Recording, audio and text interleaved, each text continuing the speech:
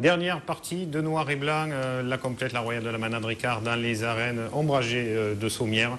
Les arènes étaient pleines. Xavier, on en parlait déjà un petit peu plus tôt dans l'émission. C'est du 100% Laurent que la Manade Ricard aujourd'hui? Laurent Cuillet, mais je crois que c'est la même chose. Comme je l'ai dit, on est passionné de cette race et on a essayé de la conserver. Voilà, et le résultat est là. Par contre, on voit quand même une vraie différence entre la race Cuillet aujourd'hui et la race qui est la vôtre en termes de morphologie et même de comportement. Pourquoi? Morphologie, c'est-à-dire? C'est pas tout à fait les mêmes taureaux. Vous, c'est des taureaux avec des grandes cornes. Peut-être parce que vous les castrez plus tard, non? Ce que j'allais vous dire, on les castre à 6 mois. En les castrant à 6 mois, ça fait développer les cornes plus qu'un taureau que vous gardez entier. D'ailleurs, vous le verrez, sur ceux qu'on garde entier, en général, ils ont des cornes plus petites. Et sur ceux qu'on castre, ils ont des cornes beaucoup plus grandes. Et après, au niveau de la morphologie, il y a quelque chose de près. C'est pareil. C'est pareil. Bon, qu'est-ce qui manque encore alors à la manade Ricard pour atteindre le niveau de la manade Cuillet qui fait partie des plus grandes manades depuis 20 ans? Eh bien, il manque encore de la sélection. J'espère que d'ici quelques années, on aura un grand taureau pour prétendre au Biron d'Or. Outre la prestation de la Royale, qu'on va voir en image dans quelques instants, on sent vraiment qu'aujourd'hui, vous avez franchi le pas. À une époque, on connaissait les taureaux de la Manade Ricard depuis Pacifique et compagnie, mais vous aviez la difficulté d'arriver au Trophée des As après. Il semble qu'aujourd'hui, ces taureaux-là confirment aussi aux As. Confirme aussi aux As, j'allais dire 50%, parce qu'on l'a vu à la Royale, on avait deux jeunes qui arrivaient de l'avenir, Offley et Bendor. Offley a eu du mal à passer aux As, et Bendor est très bien passé. Voilà, je pense qu'avec des taureaux fantasques et spectaculaires comme l'on a, de passer aux As, c'est compliqué. On va la retrouver, cette Royale, tout de suite en image, Xavier, avec une entrée en matière pas vraiment au niveau, là, pour le coup, parce qu'on s'attendait à mieux. Victor, c'est un taureau qu'on a souvent vu en image dans le noir et blanc, un premier spectaculaire, capable de sauter et de créer l'émotion. Il a fait un petit peu au début, puis après, il s'est tenu au milieu, il n'a rien voulu savoir. Alors, il a fait quand il s'est tenu dans les planches. Dans les planches, il a été très bien. Et après, dès qu'il s'est décollé, qu'il s'est mis au milieu, ça a été long. Il n'y a pas eu de creux du Guidon pour les pourtant. Ouais. Hein, il était là et... Non.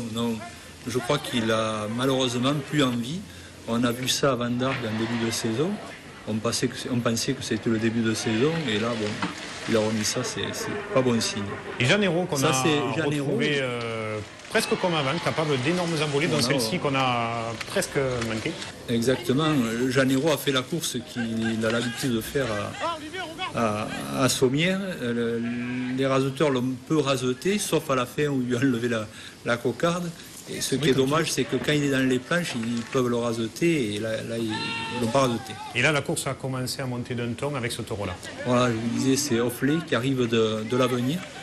Que l'on sortait premier à l'avenir pour lui mettre la pression et pour faire en sorte que quand il passe aux As, ça soit plus facile pour lui et ça a été difficile. Mais bon, il a fait une prestation, j'allais dire, honorable. Alors comme vous le disiez, il faut le noter aussi parce que c'est la réalité de la tauromachie camarguaise, les courses se font pas seules. Et c'est vrai que le travail a été de qualité tout au long de l'après-midi. Moi qui n'étais pas, j'ai vu les images quand on a des raseteurs qui sont là et qui, comme Julien Rey, veulent mettre en avant les qualités des taureaux et Adrien Pujol, bien sûr, en partant des plages, forcément la course ne peut être que meilleure. Non, là, il y a une équipe de raseteurs, je veux dire, c'est ce qui était joli à voir en piste. Il y avait une équipe. Bon, il y en avait deux qui ont tiré la course, ça a été Adrien et Rey. Mais après, Matré a fait du bon travail, ou Tarka aussi.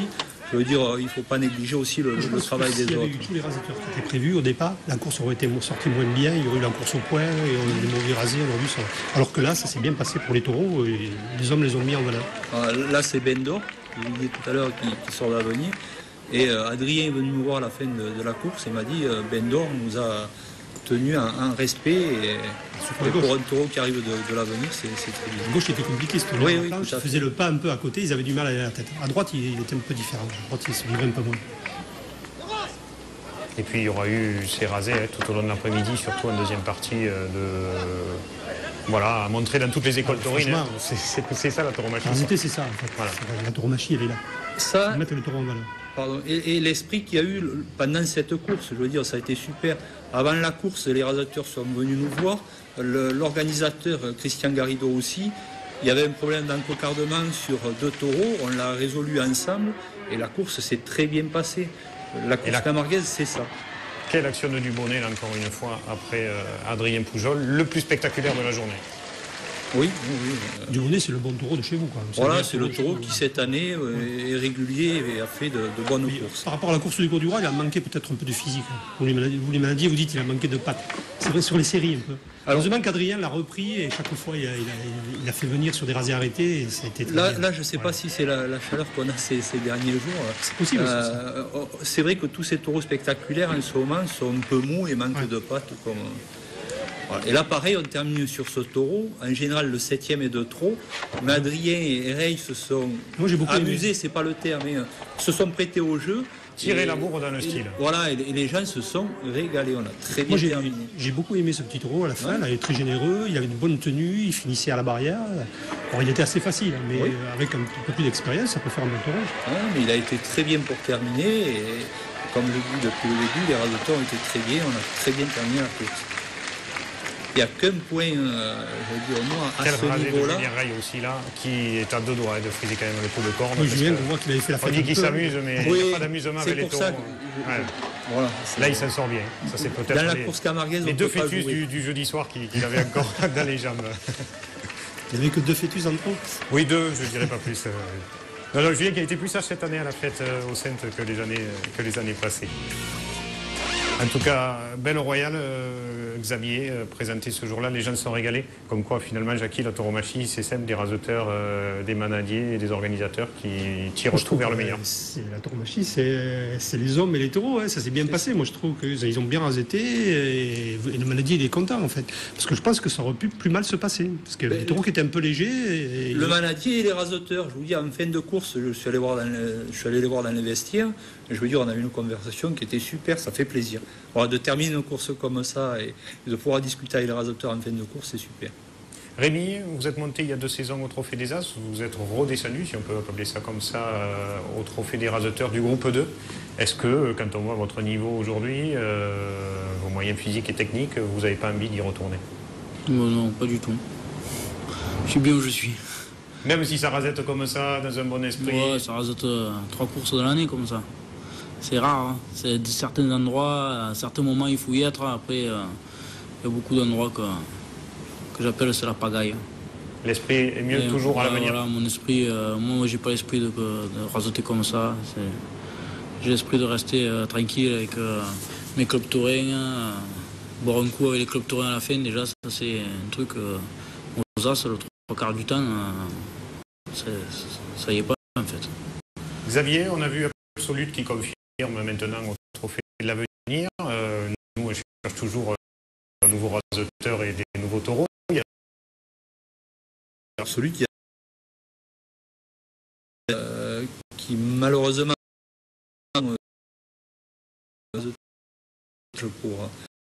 pour l'apprentissage de ces taureaux. Pierre Cuillat, on a toujours un qui cache là derrière quelques cyprès au mas des pavillons. Est-ce que vous en avez comme ça une paire que vous cachez? J'espère, il faudra voir ça plus tard.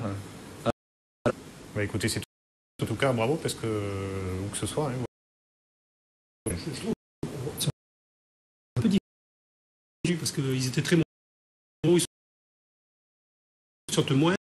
On a essayé dans l'élevage de taureaux camargue, c'est pas facile. On va essayer de mettre des étalons qui se tiennent un peu plus. Bon, le résultat est là. Après, il faudra voir à l'avenir. Écoutez, je suis mal placé pour parler de l'élevage pour le coup, mais il semble, a priori, en tout cas sur les gradins, que ça a fonctionné. La preuve, ce week-end, et les taureaux qui arrivent maintenant, qui donnent beaucoup plus de jeu, tout en gardant cette spécificité spectaculaire. Et tant mieux. Fin d'émission, c'est bien sûr le top 5, les 5 raseteurs qu'on a choisi de mettre en avant avec notre ami partenaire, l'Union des clubs taurins pour le Ricard.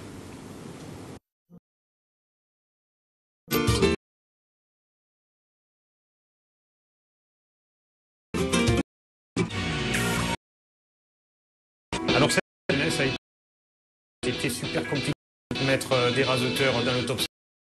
Voilà, Elias Benafitou, Jérôme Martin, Romain Bruchet qui ont tiré cette course dans les arènes du Gros du Roi ou même dans les arènes de la Grande Motte. Les placements n'étaient pas longs pour Romain Bruchet, donc on a choisi de les mettre tous les 3 ensemble en 5e position de ce top 5. Et quelle action là d'Elias Benafitou. 4e cette semaine, Bastien Four, qui a été brillant et efficace dans les arènes de la Grande Motte et dans les arènes de Tarascon. Il est en forme en cette fin du mois de juin. Tant mieux pour les compétitions à venir, où il sera, c'est sûr, que ce soit la cocarde d'or ou que ce soit la palme d'or. Peut-être veut-il ravir cette cocarde d'or, lui qui ne l'a jamais gagnée à Julien Rey. En tout cas, c'est ce qu'on verra, ce sera lundi prochain. Bravo à Bastien Four.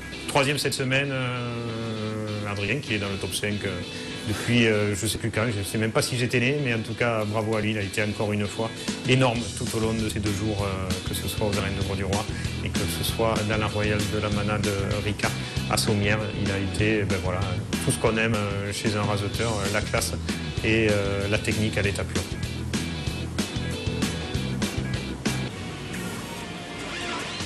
Second cette semaine parce que moi j'ai vécu un vrai grand moment de tauromachie dans ces arènes de Montfrec. 2 raseteurs qui se sont sortis les tripes pour se régaler et faire régaler le public.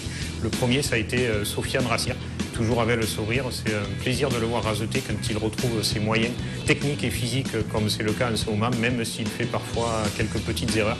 Mais c'est la tauromachie de faire des erreurs, c'est tant mieux pour lui qui s'en sorte sans dommage.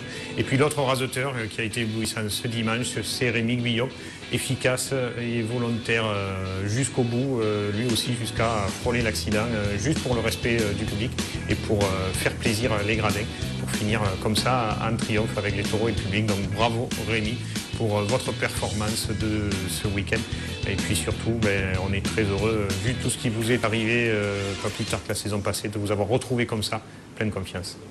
Merci. Avec plaisir, en tout cas, bravo. Taureau, Jackie, on a cherché un petit peu cette semaine. Je dis que tous ces raseteurs qui sont classés ont raseté dans l'esprit et en communion avec le public. Et ça, c'est une meilleure chose qui puisse arriver à la course camarguaise en ce moment. Voilà, écoutez, la solution viendra peut-être des raseteurs. En tout cas, les gradins étaient pleins ce jour-là. Et c'est sûr que le week-end prochain, quand on voit des courses comme ça, on n'a qu'une envie, c'est se retrouver au vendredi et se dire où est-ce qu'on va demain voir des taureaux. Le taureau de la semaine, justement, on a là aussi cherché et puis on a décidé de faire ça.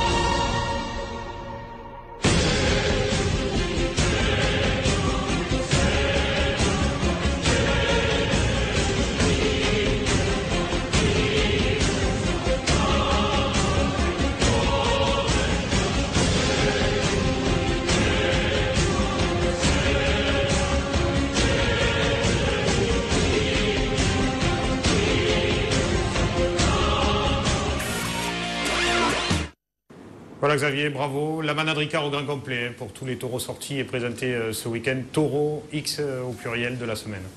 Tout à fait. Si vous permettez, je voudrais rendre hommage aux gardiens. Les gardiens, les personnes que l'on ne voit pas trop sur ce plateau, c'est les gens qui travaillent dans l'ombre. Nous, notre gardien, le matin à 5 h, il était debout pour rentrer les chevaux. Et après, à 3 h, il est venu avec sa moto à la course pour être présent à la course. Et je voudrais faire un petit coucou à Béringe de la Manade Nicolet, qui est blessé depuis un mois, je crois, et on lui souhaite un bon rétablissement.